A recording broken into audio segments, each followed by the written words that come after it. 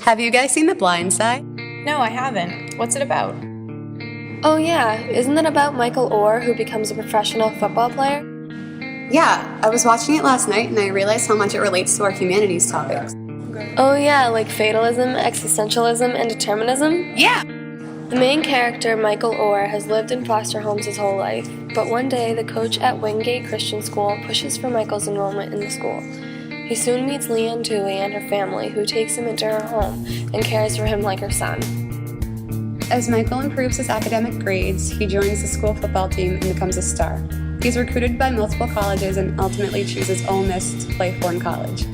Later, Michael Orr was drafted by the Baltimore Ravens in the first round and becomes a player for the NFL. Sounds pretty good, but I don't quite understand what it has to do with fate, existentialism, and determinism. Well, it was Michael's fate to become an NFL player. Fate is defined as the belief that events are bound to happen and we are powerless to alter them. Oh, right. So even though he grew up in an impoverished area with many different foster homes, his past was bound to happen, as well as finding his adopted family that ultimately led to his future of becoming a professional football player.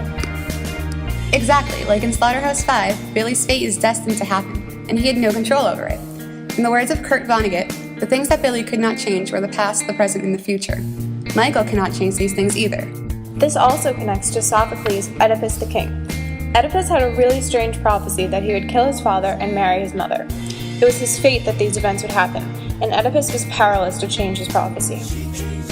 Right. So Michael's stardom in the NFL was kind of like his own prophecy. Comparably, Viktor Frankl expresses his struggle to find the meaning in his life while imprisoned in a concentration camp. After great misfortune and despair, Frankl finally realizes that sometimes man may be required to accept fate to bear his cross. Existentialism also plays a big role in this movie. Leanne Toohey is a pretty wealthy woman living in a rich area with a great family. When she encounters Michael Orr, he is homeless with nowhere to go. Instead of ignoring this, she takes him into her own home and cares for him. Existentialism is the belief that humans possess free will, that everyone has freedom of choice and is responsible for one's own actions. In this case, Mrs. Toohey chose to be kind to Michael and give him a place to live. She was 100% responsible for her actions and had the free will to do what she chose. So she chose to adopt him and help a person in need, instead of ignoring him and leaving him out in the streets.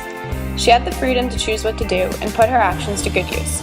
It's nice to hear a story of someone using their free will for good and understanding that the actions they take, they are ultimately responsible for. On the contrary, determinism is also viewed through different events in the movie. Determinism explains that all events in our life have a cause and one event determines what comes next.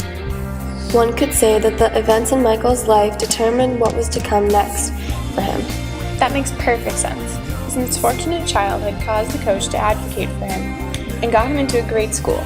Because Michael attended this school, Mrs. Toohey picked him up from the street walking to school and adopted him, allowing him to play football for high school and eventually become an NFL player. Each event determined the next one. Right. It's so interesting to see how this movie connects to each topic we studied in humanities.